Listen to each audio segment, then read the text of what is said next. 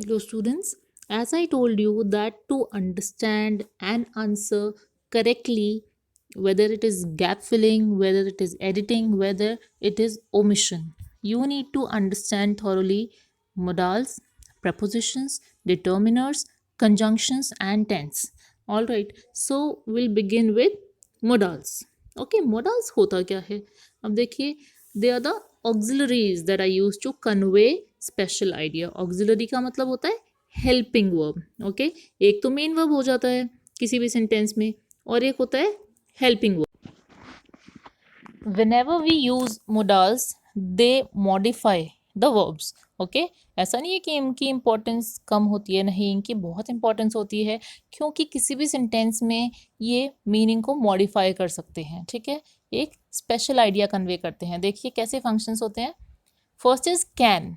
सो जब भी हम कैन यूज़ कर रहे हैं बेटा, इट विल शो कि वो काम करने की एबिलिटी है या नहीं, कि can you lift this book.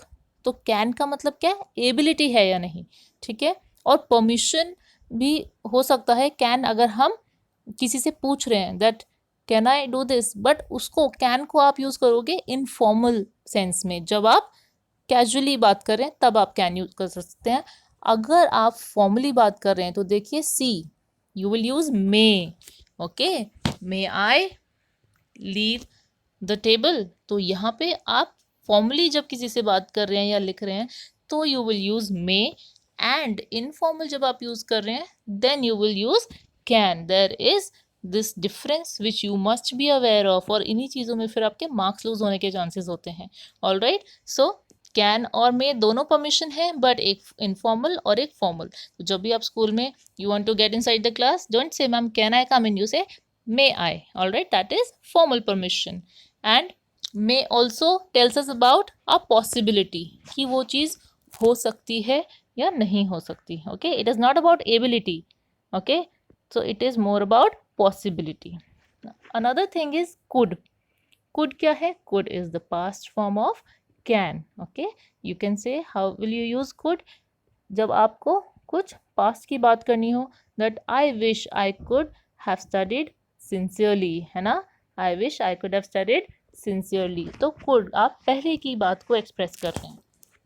The next is might. might क्या है?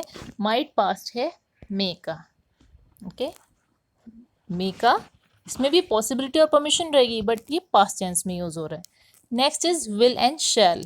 इसमें बेटा ये हमेशा विल और शैल यूज होता है फॉर फ्यूचर. ओके, और इसमें एक डिटर्मिनेशन होती है कि ये काम ज़रूर होगा.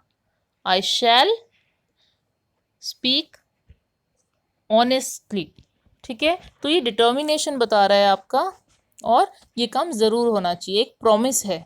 All right, next is should या ऑट टू. शुड या ऑट टू में भी एक आपकी डिटर्मिनेशन ही दिख रही है कि ये काम ज़रूर होना चाहिए. मॉरल ऑब्लिगेशन मीन्स जो मॉरली बहुत ज़रूरी है, बहुत ही नेसेसरी है.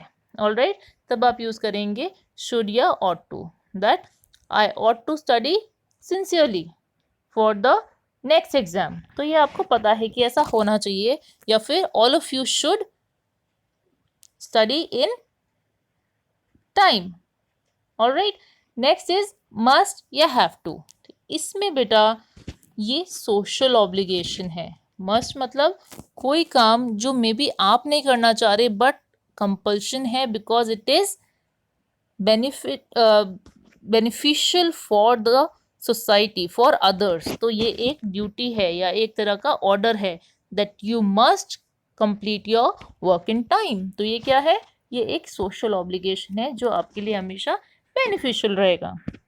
Next model is use to. Use to भी अब डी आ गया ना, used to. So this means you are expressing a past habit that my parents use to pamper me when I was a kid. ठीक है, तो एक past habit के बारे में कि वो बहुत ऑफन कोई चीज़ होती थी, तो हमने उसके लिए क्या यूज़ किया है? Use to. तो अगर आपकी अंडरस्टैंडिंग क्लियर है तो आप जब भी अप्लाई करोगे इन चीज़ों को उसमें क्लैरिटी ज़रूर होगी. Okay, another and next important topic is determiners. Determiner का मतलब ही होता है those words which determine. Okay, determine मतलब जो तय करती हैं, ठीक है। तो इन चीज़ों का यूसेज अगेन चीज़ों को बहुत क्लियर करता है। जब भी आपको सेंटेंस में डिटर्मिनर यूज़ करेंगे तो उसका मीनिंग और ज़्यादा क्लियर हो जाएगा, ठीक है। तो देखिए आप कितने सारे types of determiners are here. First will discuss is predeterminer. Predeterminers क्या होते हैं? Which will tell you about the quantity in a way, ठीक है। आपको एक रफ आइडिया मिल जाएगा, ठीक है।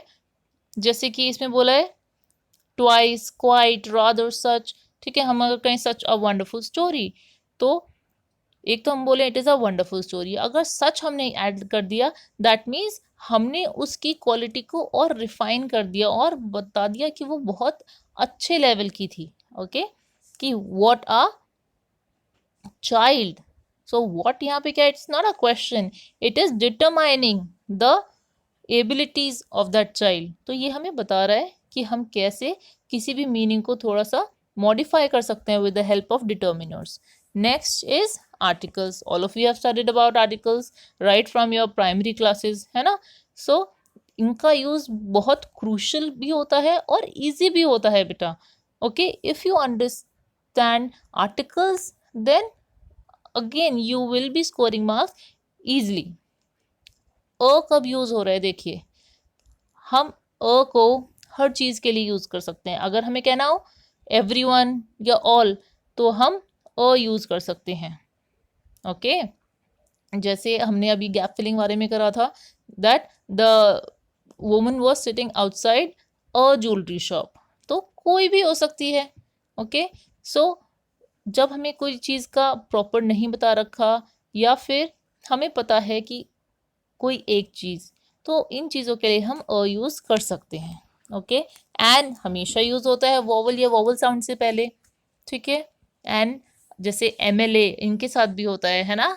वो चीज़ें सब कुछ आपने प्राइमरी क्लासेस में पढ़ी थी। सो अगेन, और द कब यूज़ होता है बेटा? The is use with a proper noun, किसी का पर्टिकुलर नेम है या फिर रिपीटेशन है किसी ऑर्डिनरी चीज़ का। अगर हम कहें N orange was lying in the basket, ठीक है, तो ऑरेंज से पहले एन आ गया, पर दोबारा हमें उसी ऑरेंज के बारे में कुछ कहना है तो हम कहेंगे the orange was very sweet. All right, अब दोबारा हम an orange was very sweet नहीं कहेंगे क्योंकि अभी हमें पता है that we are talking about that specific orange. तो क्या हो जाएगा? An orange was lying in the basket, the orange was very sweet, okay. तो आर्टिकल्स का usage also is crucial, not demonstratives. Demonstratives tell you about कि हम किसके बारे में बात कर रहे हैं, है ना। this singular और these plural, that singular, those plural, okay. now it depends कि डिस्टेंस कितना है। this और these नियर के लिए यूज होगा, है ना। this और these नियर के लिए यूज होगा और that और those फार के लिए यूज होगा, है ना। those trees in the jungle या that tree in the garden, okay. this book on the table singular हो गया, these books on the table again singular near and plural near, singular far, plural far, okay. now we talk about possessives. possessives का नाम ही possessive है तो ये हमारी ownership बताता है एक तरह से, ठीक है, कि वो चीज़ किसको बिलोंग कर रही है। जो नाउन के साथ हम अगर इसे हम यूज़ करेंगे my home, okay, our school, पता चल रहा है ना। अगर हम कहें that I was sitting in the home, अब किसका home we don't know, that's why we will use this possessive noun as my, okay. तो चीज़ें क्लियर हो रही हैं। डिटर्मिनर्स क्या करते हैं? किसी भी सेंटेंस का मीनिंग क्लियर करते हैं। All right, now let's move to ordinals. Ordinals क्या होता है? ये हम पोजीशन के लिए यूज़ करते हैं ऑर्डिनल्स, ठीक है। जब भी पोजीशन हो गई फर्स्ट, सेकेंड, लास्ट, नेक्स्ट, इस तरह से, ठीक है, पोजीशन के लिए हमेशा ऑर्डिनल्स यूज़ होते हैं।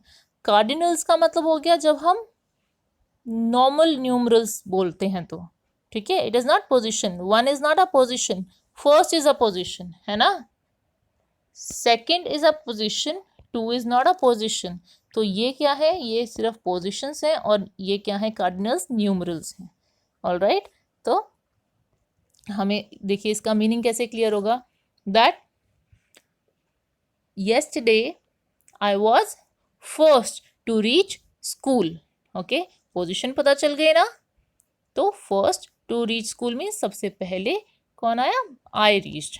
एंड इफ आई से देयर वाज नो स्टूडेंट या after me one student also came, तो वन का यूज डिफरेंट हो गया और फर्स्ट का यूज डिफरेंट हो गया। Alright, now let's move to quantifiers. Quantifiers जैसे नाम से सजेस्ट हो रहा है, ये हमें क्वांटिटी बताते हैं।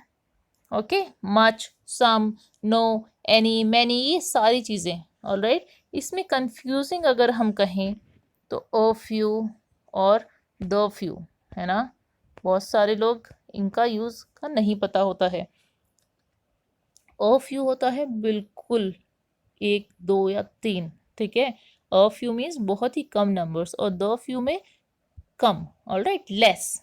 Okay, so this is the difference between a few and few. Now distributives. Distributive जैसे नाम है ना इन सब का, डिस्ट्रीब्यूटिव से हमें पता चलता है about distribution of anything. If I say the chocolates must be given to each of the student, तो ईच मतलब हर किसी को। Alright, and every, the chocolates must be given to every student. Alright, every मतलब सबको और each means हर एक को। Alright, either and neither, their usage you must be knowing. Either कब यूज होता है, जब ओनली वन, दो में से एक को, है ना, और नीदर, नीदर मीन्स किसी को भी नहीं। ऑलराइट, ये चीज़ें सारी बेटा प्राइमरी लेवल की हैं। So if you have any sibling, younger sibling, भाई बहन है आपका कोई छोटा, तो आप उसकी ग्रामर बुक से पढ़ना और सारी चीज़ें इतनी ब्यूटिफुली क्लियर हो जाएंगी। Okay, and they are very important. होता है many times we are in young age we don't pay attention in the class, और अब बड़े होते होते 9th-10th में आते हुए आपको लगता है अब हम छोटी क्लास की बुक से कैसे पढ़ें। और don't worry about that now, if कुछ भी लेट नहीं हुआ है ना, अगर अभी आपको है कि नहीं चीज़ें क्लियर होनी है तो आप अभी पढ़ लो, और सच में they are not difficult things. आप इंटरेस्ट से पढ़ेंगे and you will understand slowly and gradually. Next is indeterminate. Next is interrogative. Interrogative, as the name says, interrogation is about asking questions. So what, which, whose, etc. तो ये चीज़ें आपको पता चलेंगी। what और which में भी कई बार confusion होती है गैप फिलिंग में, है ना। which यूज होता है जब हमें ऑप्शंस गिवन हो बेटा। Okay, which color is your favorite among red, blue and green, ठीक है ना। विच कब यूज होगा, जब हमें ऑप्शंस दे रखे हैं। और what colour do you like. Okay, what हम यूजुअली भी यूज कर सकते हैं, पर अगर ऑप्शंस गिवन हो, what is your favourite food, है ना, what is your favourite food, which is your favourite food, तब यूज होगा बेटा जब हमें ऑप्शंस गिवन है, वो फूड आइटम्स के हमने ऑप्शंस बता रखे हो, तब विच होगा। और व्हाट जनरली ज़्यादा यूज़ होता है। ओके, ये कुछ कंफ्यूजिंग वर्ड्स हैं, but if you study, if you do exercises on a daily basis, then कोई आपका कंफ्यूजन नहीं बचेगा। ओके।